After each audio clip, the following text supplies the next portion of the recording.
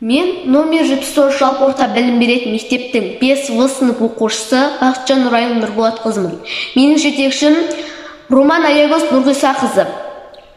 Бақыт Қадыр Мырзали. Бір құдірет бізді өмірге жолдайды. Біз өмірді түсінбейміз, сол қайғы. Туа сала таудай бақыт күтеміз, ал шынында бақыт үлкен болмайды.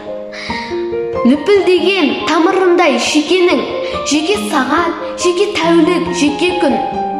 Үлгермейміз, түсініп те, байқап та, кейбір сәттің нағыз бақыт екені. Құс сияқты сезінбейтін қанатын, бақыт сәби білмейтұғын әлатын. Бақыт бір ғажайып дәм ғана, сүйгеннен сол ернінде қалатын.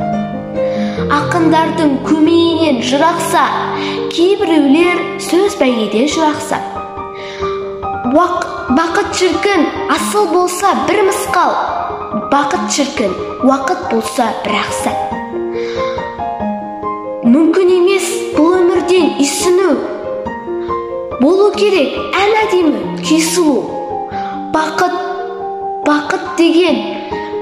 Бақыт деген жұмыс болса сүйсіну, бақыт деген бұлтты күні жадырау.